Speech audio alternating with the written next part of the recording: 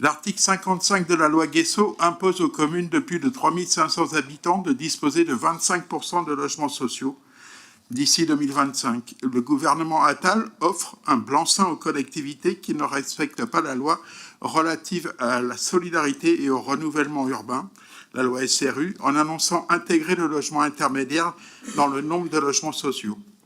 Cela signifie la suppression de l'obligation de construire des logements sociaux dans certaines communes qui ne respectent pas déjà la loi. Le vœu ne parle pas de maire voyou, mais moi je parle de maire voyou. Un maire qui n'applique pas la loi, c'est un maire voyou.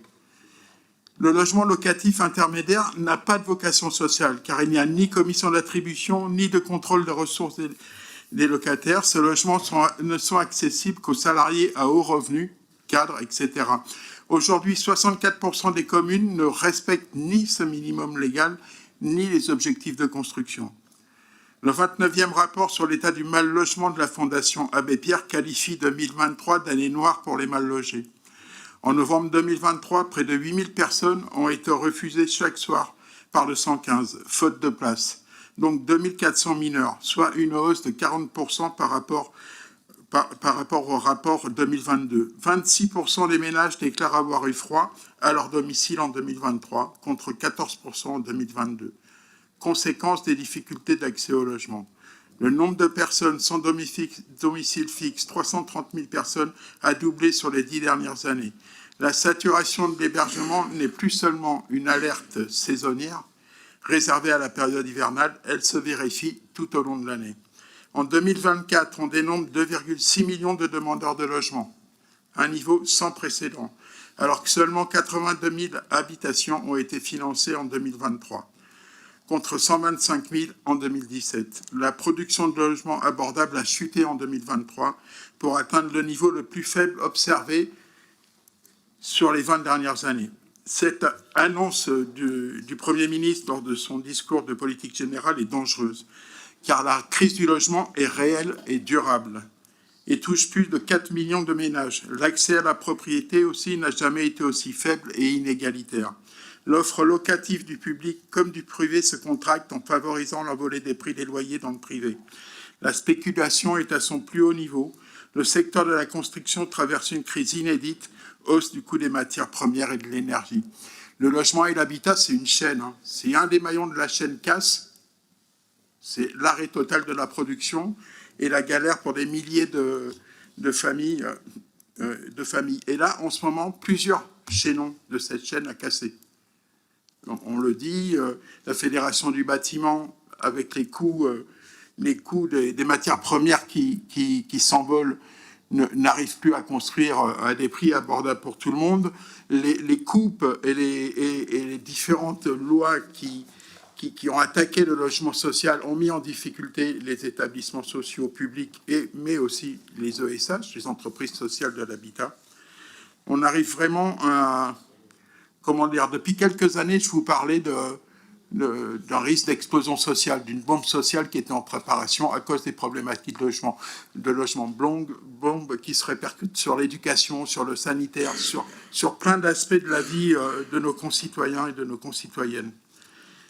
Je reprends. En Ile-de-France, la mesure honteuse baptisée anti-ghetto par son autrice Valérie Pécresse pour ne plus subventionner les logements pour les plus précaires dans les communes atteignant un taux de 30%, impliquerait la chute de la production sociale de 21% selon les services de l'État. La présidence Macron a nettement aggravé cette crise en diminuant les APL de 5 € par mois depuis 2017 et le gel de leur revalorisation en 2018. Pour compenser la baisse des APL, le gouvernement a mis en place une réduction du loyer de solidarité, la RLS. La mesure gouvernementale a eu pour effet une perte de 1,3 milliard d'euros par an pour les bailleurs sociaux et précisément 6 millions d'euros annuels pour Reste Ensemble Habitat. Ces pertes de financement aggravées par l'extinction des aides publiques à la pierre ont pour conséquence un manque d'investissement et de rénovation du patrimoine existant. On compte 300 000 logements sociaux à rénover. De plus, en augmentant la TVA de 5,5 à 10% sur leur construction depuis 2017, l'État coupe dans le budget des bailleurs sociaux au global.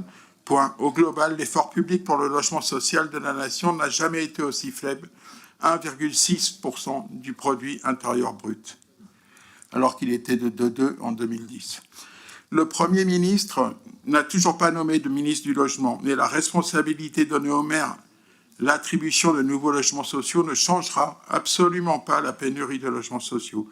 Dans le podium des villes qui ne souhaitent pas produire des logements sociaux, même au prix d'amendes importantes, on compte bien sûr Neuilly-sur-Seine, ou plus proche de nous, Laurency, Gournay-sur-Marne. En considérant les aléas 10 et 11 du préambule de la Constitution française de 1946 qui garantissent à tout être humain la protection de la santé, la sécurité matérielle, le repos et les loisirs, et à celles et ceux qui se trouvent dans la capacité de travailler le droit et les moyens convenables d'existence, la loi du 13 décembre 2000 relative à la solidarité et au renouvellement urbain, appelée loi SRU, créée par Jean-Claude Guessot, qui modifie en profondeur le droit de l'urbanisme et du logement en France. L'article 55 de cette loi qui impose aux communes de plus de 3500 habitants de disposer de 25% de logements sociaux d'ici 2025.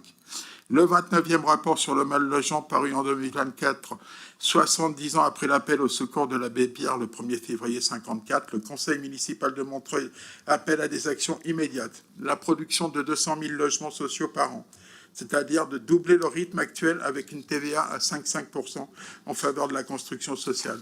La suppression de la RLS, un abondement conséquent du Fonds national d'aide à la pierre, une aide financière et une fiscalité incitative pour les maires bâtisseurs. Exiger l'application de la loi SRU avec un minimum de 30% de logements sociaux dans chaque nouveau projet, jusqu'à 50% pour les communes qui ne respectent pas les objectifs. Un programme national d'accession sociale à la propriété ouvert aux locataires du parc HLM favorisant les parcours résidentiels. L'engagement d'une stratégie nationale de neutralité carbone du parc HLM à horizon 2050, avec un plan d'investissement national pour la rénovation énergétique et l'éradication des passoires thermiques. Le plan climat dans les résidences HLM doit être généralisé. Débitumisation, végétalisation, îlots de fraîcheur, énergie renouvelable, matériaux de construction décarbonés et réemploi. Une maîtrise publique du foncier à travers le soutien de l'État aux politiques de préemption, l'acquisition par les organismes HLM des terrains publics avec une forte décote, la réquisition des immeubles vides en zone tendue et le conventionnement en logement social, le soutien de l'État aux offices fonciers solidaires, l'acquisition à des conditions favorables par les organismes de logement social, des logements privés énergivores, interdit la location en vue de leur rénovation et conventionnement en logement social. Une revalorisation significative des APL et leur indexation sur l'inflation. Un programme immédiat de construction de 15 000 logements étudiants annuels. La mise en œuvre de ce plan nécessite une mobilisation nationale de tous les acteurs, État, collectivités locales, organismes HLM, Action Logement, Banque des territoires, citoyenne et amicale de locataires. Il doit devenir une priorité budgétaire. Le logement n'est pas une simple marchandise comme l'affirme le préambule de la Constitution française.